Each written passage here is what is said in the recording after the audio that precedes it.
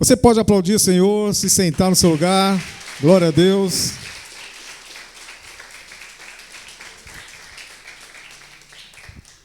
Hoje, Dia das Mães, como foi falado aqui, um dia muito especial realmente, né? E a gente tem que valorizar nossas mães, né? Porque é um mandamento, é um dos mandamentos, é o primeiro mandamento com promessa, né? Honrar o pai e mãe, que está na Bíblia.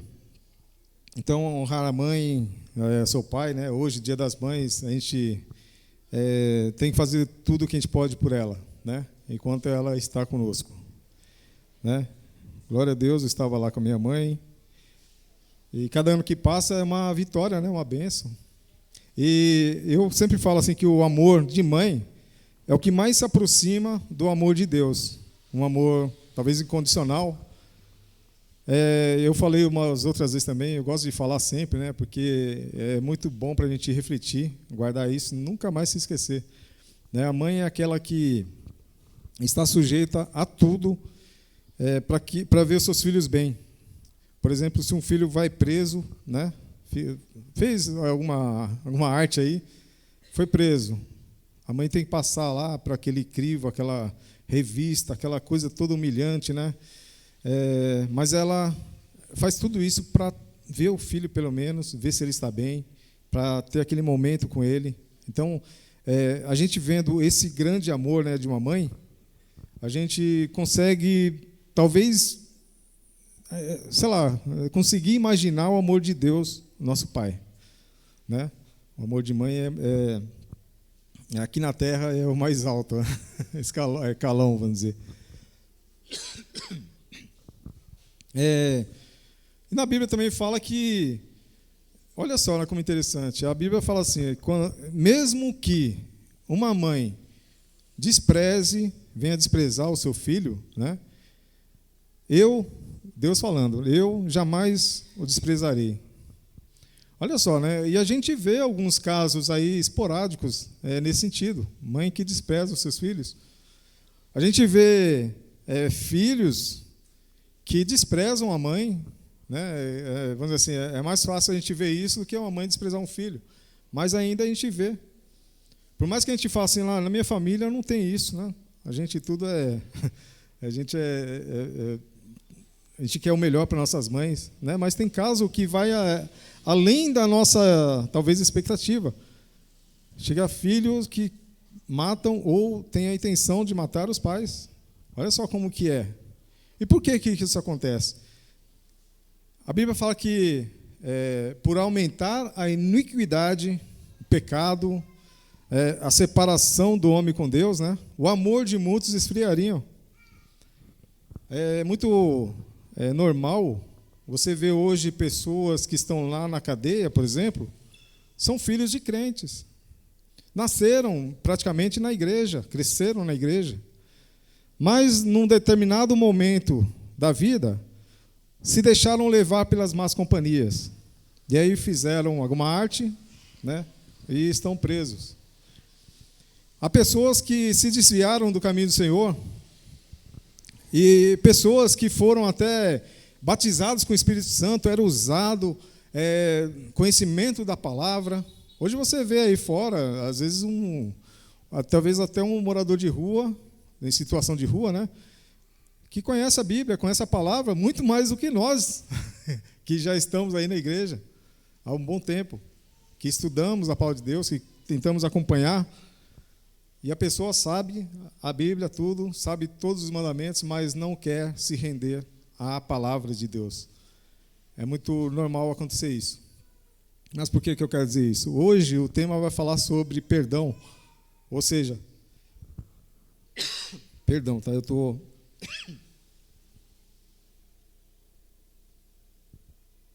com um pigarro aqui. O cristão comprometido com o perdão. Eu gosto sempre minuciar, vamos dizer assim, as palavras, né? Separar as palavras ali, né?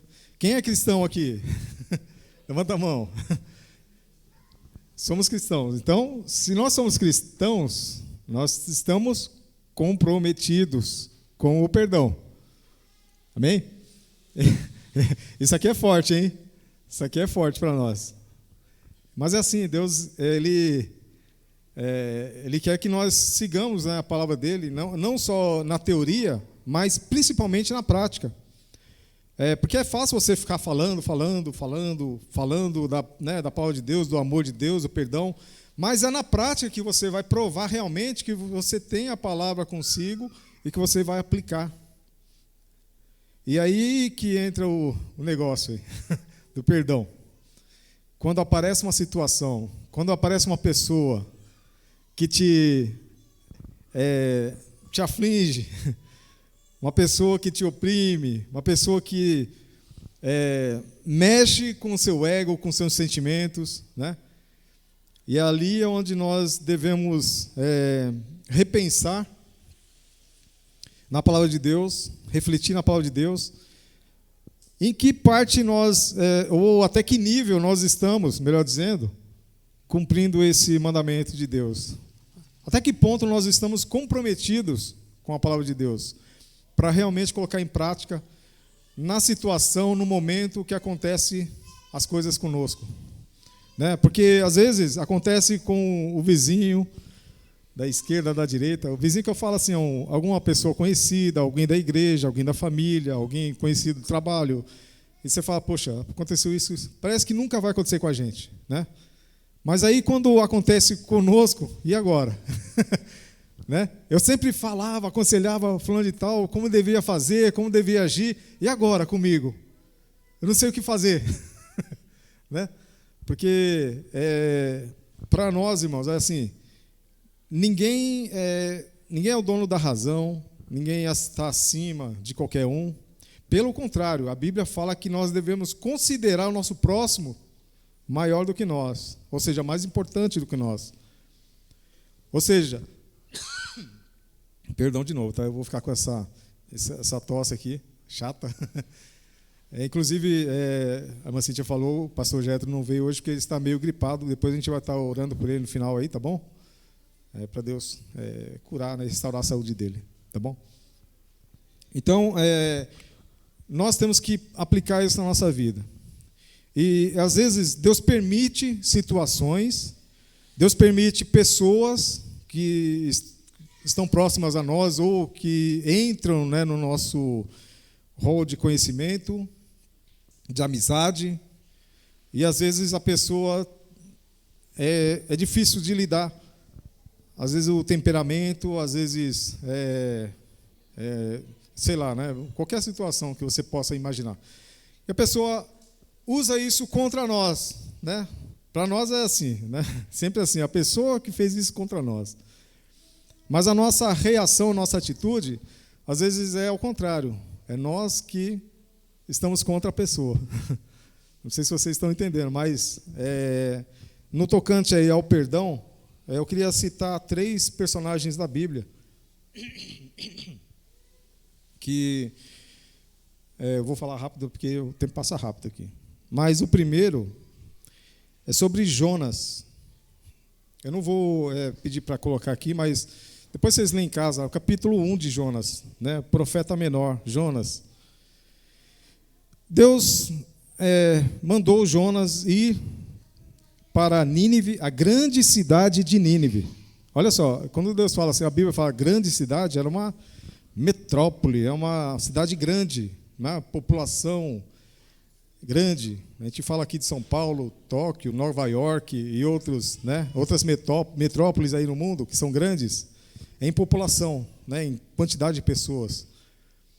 E aí Deus fala para Jonas, olha, vá até Nínive e prega contra ela, porque a maldade dela chegou até mim. Olha só, Deus deu uma ordem para ele. Jonas, ele é o profeta. Jonas, vai lá e prega contra ela. A maldade dela chegou contra mim.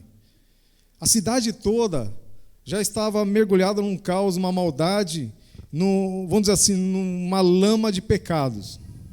Isso aí subiu até Deus. E aí Deus mandou Jonas ir pregar contra Nínive. O que Jonas fez? Opa, Nínive é para lá?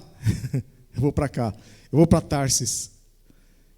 Eu vou para Tarsis, uma cidade pequena, vou pegar um barco aí e vou para Tarsis. E aí eu fico imaginando Deus, olhando lá de cima e falando, ah, meu filho, sabe de nada, inocente. Espera aí que eu vou dar um jeito para você aprender a me obedecer. E aí a embarcação tinha muitas pessoas que tinham muitos deuses, né, muitos ídolos. Cada um seguia o seu Deus. E a embarcação estava seguindo o seu curso normal. E aí começou, Deus só fez assim, ó. E começou lá uma marolinha, uma tempestade, o barco ficou agitado. E os marinheiros, os tripulantes, todo mundo que estava no barco começou a ficar desesperado e começaram a jogar cargas fora do barco para que o barco aliviasse, ficasse mais leve. E eles falando, cogitando um com o outro, né, e falando, puxa vida, alguém fez alguma coisa para nós estarmos nessa situação. Né? Cada um clama aí o seu Deus, e cada um começou a clamar o seu Deus, e nada de resposta, nada. E o capitão foi lá no porão, quem estava lá dormindo profundamente? Jonas. Isso faz lembrar quem? Que estava no meio de uma tempestade e estava dormindo lá no barquinho. Jesus. Olha só, vão ligando esses pontos aí, esses fatos. Jesus estava, Jonas, melhor dizendo, estava lá dormindo profundamente, estava com aquele sono pesado e o barco balançando e ele não estava nem aí. E o pessoal desesperado. E o capitão acordou ele e falou, Jonas, clama ao seu Deus também, porque todo mundo está clamando ao seu Deus, não está resolvendo nada. Clama ao seu Deus aí, porque nós estamos nessa situação. Alguém fez alguma coisa para a gente chegar nesse ponto. E aí, Jonas acordou, meio, né, imagina, meio, o que está acontecendo? Né? E aí, chegaram para ele e falaram assim, clama ao seu Deus aí, porque nós estamos clamando ao nosso e não está adiantando nada. Por acaso, quem é você? De onde você veio? O que você fez? O que está acontecendo? Será que é culpa de alguém? Será que é sua culpa? E aí Jonas reconheceu que a culpa era dele porque ele tinha desobedecido a Deus. E o mar cada vez ficava mais agitado. E aí eles perguntaram, e agora o que a gente vai fazer? Se você é o culpado, porque ele tinha falado tudo, né, que aconteceu, a história dele. E agora o que a gente vai fazer? Ele falou, me peguem e me joguem no mar. E aí o mar vai acalmar. Porque eu que sou culpado disso tudo está acontecendo. Ele reconheceu. E aí, o povo ali todo que era idólatra, né, servia outros deuses, começou a clamar a Deus, o Deus verdadeiro, nosso Deus, Deus de Jonas, falar, Senhor, que a culpa não caia sobre nós, sobre esse homem, sobre a culpa desse homem. Salva-nos, né? E aí jogaram Jonas no mar. E aí acalmou tudo. O que aconteceu, irmãos? O povo lá, a tripulação, tudo, viu que era Deus realmente, que era o Deus, o único Deus que estava causando tudo aquilo. Eu creio que alguém lá, ou todos, imagina, deve ter se convertido, porque clamava ao seu Deus e não resolvia nada. Né? Cada um tinha o seu Deus lá e não resolvia nada. E viram que esse Deus é o Deus mais poderoso que os deuses deles, porque conseguiu acalmar o mar, a tempestade. Era um Deus que mandava em tudo. É o Deus Criador, Todo-Poderoso, o nosso Deus. Amém?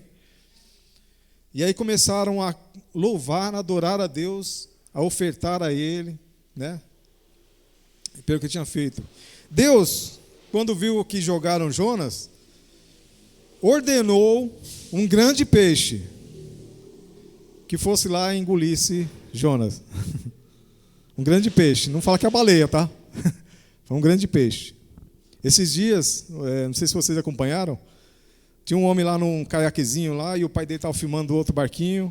Aí veio uma baleia jubarte, engoliu o homem com um caiaque e tudo. Só que ele não ficou 3 dias e 3 noites igual a Jonas. Ele ficou uns 3 segundos, eu acho. E a baleia vomitou ele para fora. O homem falou, o que aconteceu? Vomitou. O que aconteceu? Vocês viram isso aí? Alguém viu essa matéria? Eu vi essa matéria. Foi pouco tempo aí, uns meses atrás. Mas ali a Bíblia está falando que foi um grande peixe que Deus mandou para engolir ele. Porque senão, irmãos, o Jonas ia morrer afogado. Imagina você no meio de um mar, por mais calmo que esteja, né? Sei lá, uma hora você cansa, se você ficar muito tempo, né, desidratado, acontece várias coisas, várias situações. Olha, eu contei outro dia, abrindo uma aspas aqui, que eu fui pescar, eu gostava de pescar em alto mar. E uma vez eu fui e peguei uma tempestade. O tempo estava que nem hoje de manhã, assim, tudo nublado, tempo fechado, né? E aí nós fomos aqui, fomos para a praia, já estava com a tralha, tudo, né, para pescar. E aí ele falou, barqueiro, olha, a gente quer ir pescar. E o barqueiro, né? Ele falou assim, olha, hoje não dá, hoje dá tempestade lá no meio do mar. E a gente falou, não, que a gente comprou tudo, a gente está com a tralha, já não sei o quê, viemos até aqui, a gente quer pescar. O barqueiro falou, por conta e risco, mas eu estou te avisando. E aí ele falou, vamos. Aí o barco começou a ir. Lá vai 2 horas para dentro do mar. Mar aberto, tá? E aí, no meio do caminho, começou aquela marolinha, ia formar aqueles paredão, parecia aquelas ondas de Nazaré lá, Portugal. Né? Vinha aquela onda assim, o barco subia, dava uma pranchada assim, falei, nossa, vai quebrar tudo. E vinha paredão do lado assim de água, parecia que ia entrar no ar, parecia que ia tombar o barco. E aquele negócio todo. E ó, essa tempestade que a gente passou aí, não é nem fichinha dessa tempestade, né, que Jonas passou. Aqui a Bíblia fala que o mar ia intensificando cada vez mais a turbulência, né, a tempestade, ficava mais tempestuoso o mar. Bom, o que aconteceu? Deus mandou o grande peixe engolir Jonas, e ele ficou no ventre desse grande peixe 3 dias e 3 noites. O que lembra também, que está relacionado com quem ficou 3 dias desaparecido, como morto, né, vamos dizer? Jesus, olha só, Jonas lembrou Jesus lá dormindo, tranquilo no meio da tempestade. Os 3 dias, 3 noites, foi os 3 dias, 3 noites que Jesus, né, entre a sua morte e a sua ressurreição, ele ficou desaparecido, vamos dizer. Vou colocar esse termo, mas é outro termo, tá? Não leve ao pé da letra o que eu falo, mas vai pela Bíblia, tá? E tem uma passagem da Bíblia que fala, assim como nos dias de Jonas será dia de Cristo, né? Tem outra comparação também que fala acerca de Jesus, mas esse é o ponto, tá? É que eu queria dizer. Jonas era um homem como eu e você, né? O que aconteceu depois? Resumindo, né? Tudo. Depois de 3 dias, o grande peixe vomitou Jonas para a praia. Ele estava com vida ainda, né? Vida que segue. E aí ele foi para Nínive. Aí ele resolveu obedecer. Mas o que aconteceu lá no ventre da baleia? Do grande peixe. Deixa eu falar baleia. Do grande peixe. Jonas se arrependeu, orou a Deus, e eu entendo que foi um pedido de perdão para Deus, porque ele desobedeceu a Deus. Quando nós desobedecemos a Deus, nós estamos pecando, errando. E aí nós somos carentes do perdão de Deus. Esse é o ponto que eu quero chegar, que está relacionado com o nosso tema. Quando Jonas se arrependeu, pediu perdão, Deus fez o grande peixe vomitar ele para a praia, porque Deus queria usar Jonas para ir pregar contra Nínive. Não adianta, irmãos, quando Deus tem um plano, não adianta a gente querer dar um jeitinho e falar, não, Senhor, manda outra pessoa, eu vou para outro lugar, Senhor. Não, tem que fazer o que Deus manda. Amém? E aí Jonas entendeu e foi para a grande cidade de Nínive e pregou contra ela. O que aconteceu, irmãos? Olha só, o amor de Deus é grande. Deus salvou aquela tripulação toda daquele barco através de Jonas. Se for ver, por intermédio de Jonas, aquelas pessoas foram alcançadas e viram, conheceram o poder de Deus, conheceram Deus, posso dizer assim. Deus mandou Jonas para Nínive, e aquele povo que, vão imaginar assim, que era um povo que cria em Deus antigamente e se desviaram do Senhor, da presença do Senhor, estavam todos numa lama de pecados, desobediência contra Deus, tanto que Deus recebeu aquela maldade daquele povo todo e falou: Jonas, vai lá e prega contra ela, porque a maldade deles chegaram contra mim. E eles entenderam que Jonas era um homem de Deus, um profeta de Deus, e reconheceram que estavam pecando tanto que esqueceram daquelas veredas antigas, né, do passado, de quando eram convertidos ainda. Então o rei se vestiu de sacos, jogou cinza sobre si, né, um sinal de humilhação, e apregoou isso em toda Nínive, a grande cidade de Nínive. Todos fizeram a mesma coisa, se arrependeram, oraram, clamaram, e Deus tirou a sua ira sobre Nínive. Amém, irmãos? Porque pediram perdão, se arrependeram. E não é diferente nos dias de hoje. Nós temos que pedir perdão a Deus, nós temos que pedir perdão ao nosso próximo, constantemente. Esse é um exercício diário. É um processo cíclico. Ou seja, o processo tem entrada, meio e saída. Entrada, meio e saída é um processo. Só que isso é um ciclo. A gente tem que fazer isso diariamente, constantemente, sempre quando precisar. Amém? A liberação de perdão, ela destrava muitas coisas na nossa vida. Uma delas, deixar ir a dor e a ofensa. O perdão não significa esquecer a ofensa, mas sim deixar ir a dor e a amargura que ela causou. Então, assim, a dor e a ofensa, que está no tocante aí ao perdão, a liberar perdão, a pedir perdão, ela tem que sair de nós. Às vezes, é que eu falei, às vezes alguém te causa alguma mágoa, e aquilo lá fica, aquele ressentimento, aquela mágoa fica em você. Aquilo lá tem que sair. Você não vai esquecer o que a pessoa fez. Jamais. Enquanto você tiver vida, você vai lembrar. Mas aquilo lá não vai te causar mais dor, se você deixar ir embora. Às vezes aconteceu lá atrás, 20 anos. E 20 anos, eu vou falar agora de outro personagem. Jacó e Esaú. Vocês lembram dessa passagem? Jacó enganou seu irmão Esaú, que era o primogênito, né? Eles eram gêmeos, mas Esaú nasceu primeiro. E ele tinha direito à bênção da primogenitura. Ele era primogênito. Mas Jacó, junto com a sua mãe, Rebeca, né, traçou um plano lá para enganar Isaac, que era o pai, e já estava cego, já estava velho. Né, e, bom, vocês sabem a história. E aquilo lá fez com que Jacó passasse à frente de Esaú e recebesse aquela bênção da primogenitura que era para Esaú. Como Isaac já estava cego, velho, ele não viu que era Jacó.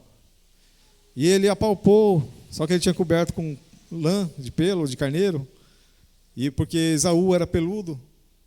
E aí ele sentiu, apalpou, ele pensou que era Esaú. E aí ele deu a bênção para Jacó. Sabendo disso, Esaú chegou mais tarde para receber a bênção, só que Jacó já tinha passado. E aí Esaú ficou muito zangado, falou: eu vou matar o meu irmão, eu vou matar Jacó. Rebeca ouviu isso, correu até Jacó. Jacó, corre, foge, porque seu irmão está querendo vir aí te matar. E aí ele fugiu com medo de Esaú não matar ele.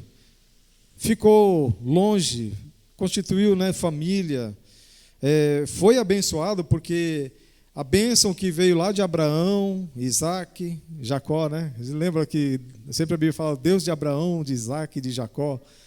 Então, aquela linhagem foi seguindo, as bênçãos foi seguindo, chegou, né, em Jacó, foi acompanhando ele foi para um lado, Esaú ficou para o outro, ficaram 20 anos sem se ver. E depois de 20 anos, teve a reconciliação, o reencontro. Mas Jacó ainda estava com isso na mente. Esaú, quando me ver, ele vai me matar. E aí ele mandou os empregados ir na frente, depois a família ir na frente, e ele ficou no final da fila. E aí, temeroso, né, ele foi, se reencontrou, e foi um reencontro, na verdade, emocionante, onde os dois se humilharam, os dois se beijaram, se abraçaram, choraram muito, em sinal de arrependimento. E aí foi liberado o perdão, e aquela mágoa toda saiu, foi embora. Se tornaram grandes amigos. Amém? Jonas pediu perdão a Deus, né? Jacó pediu perdão a Esaú. E é assim que Deus quer, irmãos. Que nós peçamos perdão a Ele e nós perdoemos uns aos outros. Agora, há uma pessoa também principal que muitas pessoas deixam de perdoar. Às vezes se preocupam em perdoar o próximo. Eu vou perdoar fulano de tal pelo que ele fez, eu vou perdoar fulano de tal pelo que fez, pelo que falou, mas ela não se perdoa. E aí que está o ponto. Tem muita gente que carrega culpa, carrega um peso, uma acusação constante, quem sabe 20 anos, quem sabe 50 anos, quem sabe a vida toda, porque não se perdoa. E às vezes fala assim, aconteceu isso com fulano de tal, foi minha culpa. Eu fiz isso lá atrás, e a pessoa está pagando o preço, pagou o preço, não sei o quê, tal, e ela não se perdoa. Então, irmãos, quando a Bíblia fala assim, amai a Deus sobre todas as coisas, e ao próximo como a si mesmo, né? Você tem que se amar também, você tem que se perdoar também. E quando eu falo perdoar, não carregar a culpa, o peso da culpa, não carregar um ressentimento por alguma coisa que você fez, né? E, sei lá, e você fica se acusando direto. É importante a gente se perdoar. Ah, Senhor, mas eu fiz isso, eu falei aquilo, Senhor, me perdoa, e eu também me perdoo, Senhor. Eu quero liberar o perdão sobre mim, porque eu não quero ficar com esse ressentimento, essa mágoa, essa culpa dentro de mim. Amém? Isso é um exercício, como eu falei, um exercício diário, cíclico. Ah, pecou uma vez, se perdoa. Pecou outra vez, se perdoa. Outra vez, quantas vezes tem que se perdoar? Ou perdoar o próximo? Você sabe o que quer dizer 70 vezes 7 lá no judaico, aquele lado lá? Significa o infinito, infinita vezes mais, né? Algum discípulo chegou para Jesus e falou, quantas vezes eu tenho que perdoar o meu próximo pelo mal que ele me causa? 7 vezes? E Jesus falou, não somente 7, mas 70 vezes 7. Isso já simbolizava o infinito. Eu falo, quantas vezes forem necessárias. E o perdão, irmãos, é uma parte difícil de lidar, porque, como eu falei aqui, ele deixa a dor e a ofensa. Ou seja, sobre você, de alguém para você, ou você para você mesmo, ou de você para os outros. Mas isso aí tem que ser resolvido.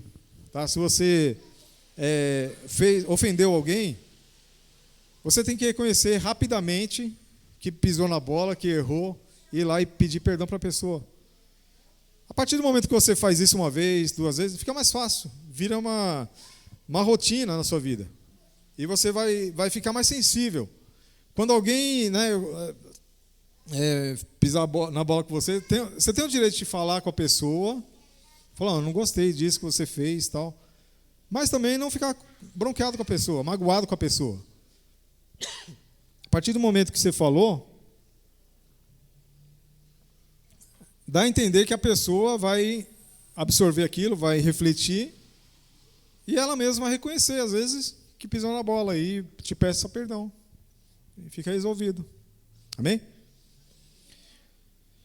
E a falta de perdão é tão grave que na Bíblia fala que se você tiver uma oferta, está levando a sua oferta, está trazendo a sua oferta, que nem foi agora aqui há pouco.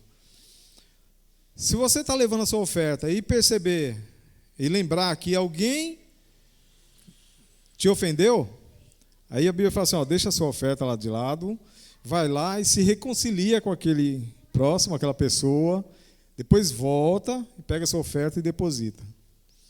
O perdão vem antes da oferta. Amém? O perdão vem antes da oferta. E eu queria falar do terceiro, senão não vai dar tempo. Deixa eu só terminar aqui, que deixa a dor e a ofensa para trás. Amém? Quando você libera o perdão ou pede perdão. E outra coisa também, não guardar ressentimento. O perdão envolve não guardar ressentimento ou desejo de vingança contra a pessoa que nos ofendeu. Esses dias eu estava falando com uma pessoa, até uma piada gospel, pode-se dizer. Um homem estava se batizando e o pastor lá foi mergulhar ele na piscina e ele ficou com a mão para fora, assim. Só a mão, o braço para fora. E aí o pastor tentando afundar tal e nada, né? Aí levantou ele. Eu falei, irmão, por que você não quis mergulhar? Tem que mergulhar tudo. Fala, não, pastor, isso aqui eu tenho que acertar umas contas ainda com um camarada. Eu não me batizei, isso aqui tem uma dívida ainda para acertar. Brincadeira, tá, irmãos? Não só isso na hora do batismo, mas a gente tem que aprender o exercício do perdão, né? Que eu falei aqui, não guardar ressentimento, nem desejo de vingança contra a pessoa que nos ofendeu. Tá tudo na Bíblia, tá em Mateus 6, 14 e 15. Não precisa colocar não, tá, Gu? Restaura também a comunhão. Por que restaura a comunhão? Quando tem uma divergência entre pessoas, né, que uma ofende outra, há uma secção, um corte, uma separação. Dizem que a cultura, né, japonesa, o japonês é assim, ele demora para ganhar confiança numa pessoa, mas quando ganha confiança, ele confia de olhos fechados. Porém, se essa pessoa pisar na bola com o japonês, perde totalmente a confiança. Tá? Mas aqui fala de restauração. Então, vamos trazer para nós, cristãos, não estou falando só nós, shalomos aqui, mas no mundo inteiro, até os japoneses. Que há jeito, sim, para restaurar a comunhão, através do perdão e da reconciliação. Eu falei aqui, né, Jacó e Esaú demorou 20 anos. Puxa, mas 20 anos? Fica pensando assim comigo, irmãos. Você tem um parente próximo, um irmão, né, lá eram 2 irmãos, e as famílias deles cresceram, né, distantes um do outro. Não seria bom, gostoso, né, se a família crescesse junto ali, os primos se conhecessem, brincando, crescendo junto, aprendendo juntos, né? Mas é o que acontece quando tem uma interrupção na relação, na amizade, enfim, das pessoas. Então, nós, como cristãos, a gente tem que restaurar a comunhão, reconciliar rapidinho. Amém? E o outro é seguir o exemplo de Deus. A Bíblia ensina que Deus é um Deus de perdão e misericórdia e que devemos seguir o seu exemplo. Amém? Deus, ele guarda ressentimento de nós? E se guardasse, nós estávamos lascados. Todo mundo. Não tinha um que salvasse. Olha só como o amor de Deus, né? Deus amou o mundo todo, todas as pessoas, desde lá de Adão e Eva até a volta de Cristo, todas as pessoas. Nós aqui no contexto, hoje, aqui, Deus ama todos por igual. Deus não tem acepção de pessoas e nem preferência por pessoas também. Não tem aquele queridinho, a queridinha, que é mais importante. Não, somos todos iguais aos olhos de Deus. Amém? E Ele é o maior exemplo de misericórdia e de perdão. E aí, olha, aí vai além aqui, a responsabilidade nossa, compromisso nosso, perdoar como Deus perdoa. Será que a gente consegue? Consegue, se a Bíblia está falando, é porque sabe que a gente tem capacidade. Mas para isso nós temos que estarmos sensíveis à voz de Deus, nos reclinarmos à palavra, o mandamento de Deus, obedecendo a palavra de Deus, observando e obedecendo a palavra de Deus. Aí tudo é possível ao que crê. Amém? E aí o terceiro exemplo que eu ia dar rapidinho, agora eu tenho que falar que nem narrador de futebol. Por causa do tempo. Terceiro exemplo, o filho pródigo. Filho pródigo, filho perdido, né? A Bíblia fala da parábola, Jesus falando da parábola, melhor dizendo, que havia um homem, um fazendeiro, e tinha 2 filhos, e tinha muitos empregados, e tinha muito gado, um homem rico. E aí tinha o filho mais velho e o mais novo. E aí fala que o mais novo chegou a uma certa idade e falou: pai, me dê a parte que me pertence da herança, porque eu vou desbravar esse mundão aí de meu Deus. Eu quero me aventurar, eu quero viver a minha vida. Quero sair um pouco da sua cobertura, vamos dizer assim, da sua tutela. Eu quero fazer do meu jeito, eu quero viver a vida do meu jeito. E o pai prontamente pegou e dividiu, né, a parte dele, deu para ele, e ele saiu pelo mundão. E aí ele começou, né, eu imagino que fosse, né, muito rico, porque a Bíblia fala que ele ficou, não falou quanto tempo, mas começou a gastar seu dinheiro, né, com festas, amigos, né? Sabe aquela história que quando você tem dinheiro, você tem amigo? Acabou o dinheiro, acabou o amigo. Né? E aí gastou com mulherada, bebida, farra, não sei o quê, dissolutamente, a Bíblia fala. Esse dissolutamente, você pode imaginar qualquer tipo de coisa aí que você possa gastar o dinheiro à reveria. E ele foi e gastou tudo. Né? E aí isso me fez lembrar um rapaz que ganhou na loteria lá nos Estados Unidos, ele era gari, e aí ele alugou uma cobertura lá num prédio importante, caro, e ficou lá meses, não sei se foi 1 mês ou 2, alguns meses. E aí ele também fez festa lá, chamou pessoal, e todo dia tinha bebida, festa, não sei o quê. Gastou todo o seu dinheiro. Voltou a ser gari. E aí foi uma repórter e perguntou para ele: olha, se você tivesse uma segunda chance e ganhasse a mesma coisa, o que você faria? Qual que você acha que foi a resposta dele? Faria tudo de novo. Né? Porque para ele era aqueles prazeres momentâneos que para ele é mais importante a vida. Né? E aí esse filho pródigo, esse filho perdido, ele gastou tudo. Quando ele estava sem dinheiro, começou a passar necessidade, porque os amigos, acabou o dinheiro, acabou o amigo, vazou. E aí ele começou a procurar empregos. Olha só, eu imagino que como filho de fazendeiro, ele nunca tinha pegado numa enxada, numa pá, nada, feito nada. Não sabe fazer nada. E aí, de repente, ele foi procurar emprego. O currículo dele, 0. Mas o que ele arrumou emprego? Conseguiu arrumar emprego ainda? Tratador, cuidador, né, de porcos.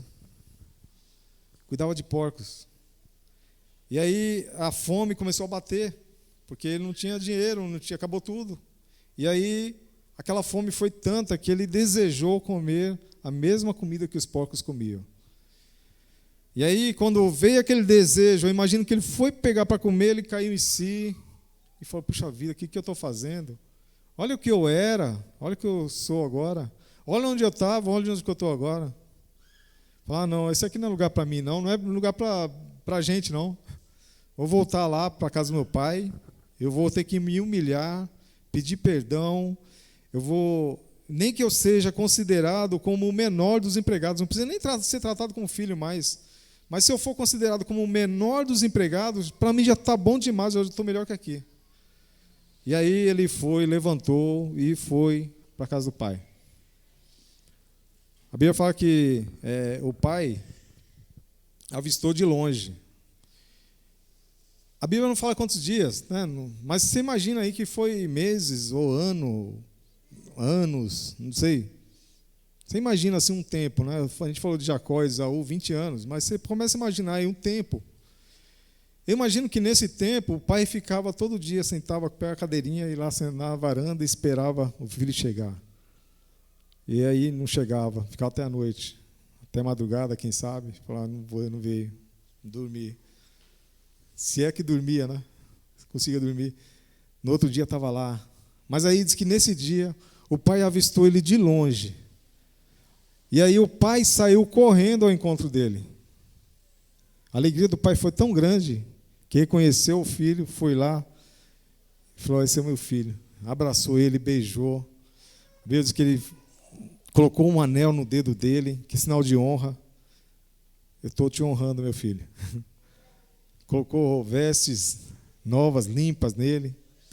Fez um banquete, fez uma festa. E falou, olha, vamos festejar, porque esse meu filho estava morto, né? Reviveu, estava desaparecido, sumido, apareceu. Fazer uma festa. Mas o filho, quando foi lá e abraçou o pai, falou, pai, me perdoa, eu pequei contra o Senhor, contra os céus. Eu não sou digno do seu amor, do seu perdão, mas me perdoa. E aí o pai, a Bíblia fala que perdoou, se abraçou, choraram os dois, houve a reconciliação. Amém? Esses 3 exemplos que tem a Bíblia, tem muito mais. Mas esses 3 exemplos eu quis trazer para que nós pudéssemos refletir no dia de hoje. Será que nós pecamos contra nós, contra Deus, contra o nosso próximo? E se pecamos, será que nós pedimos perdão? E se alguém peca contra nós, será que nós liberamos perdão para essa pessoa, mesmo que ela não venha pedir perdão para nós? Não precisa a pessoa vir pedir perdão para nós. Se alguma coisa aconteceu e nos causou, olha só, a Bíblia fala que da oferta, se alguém tiver feito algo contra você, deixa a sua oferta, vai lá, se reconcilia. Então, você não precisa esperar a pessoa vir e pedir perdão. Tem gente que fala assim, não, ele me fez mal, ele fez isso, ela fez aquilo.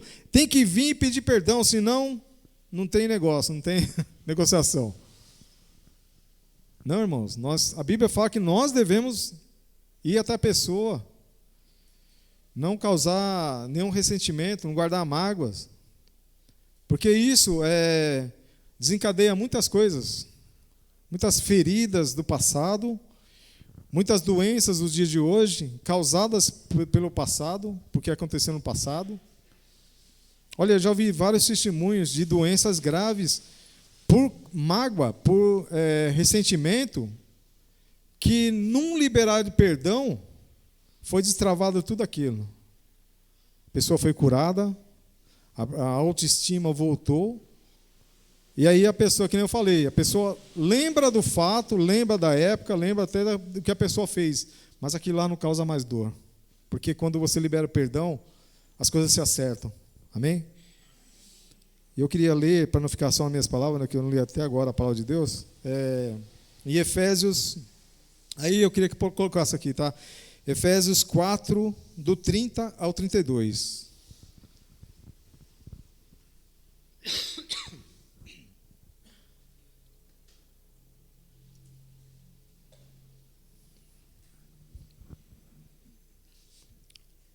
Vamos ler junto aqui. E não entristeçais o Espírito Santo de Deus, com o qual fostes selados para o dia da redenção.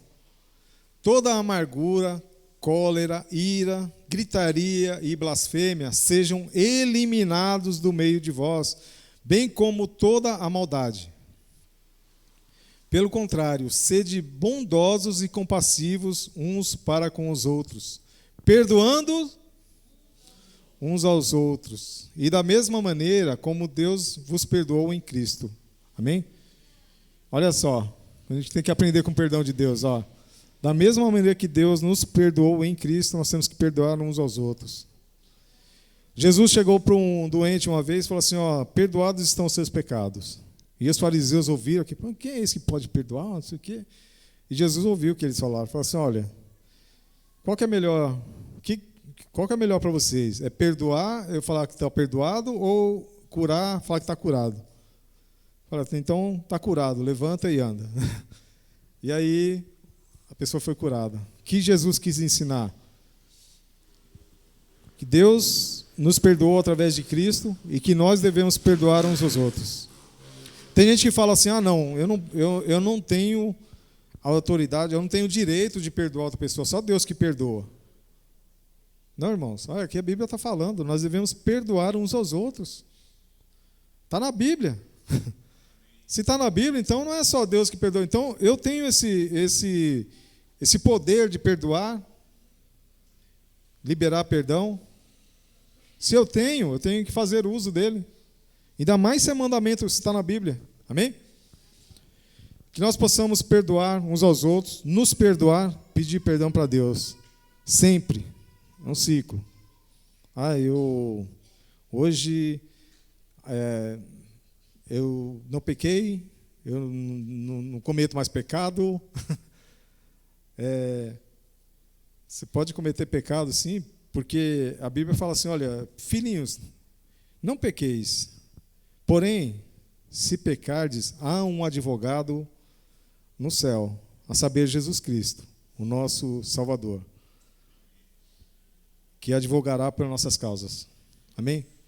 Nós somos passíveis de pecar, de errar. Como eu falei, ninguém está acima de ninguém, ninguém é mais importante que ninguém. Eu posso perdoar hoje, mas amanhã eu posso pedir perdão por alguma coisa que eu tenha feito. Amém? Então, mas se nós vivermos desta maneira, tudo vai bem na nossa vida. Amém? Coloque-se de pé.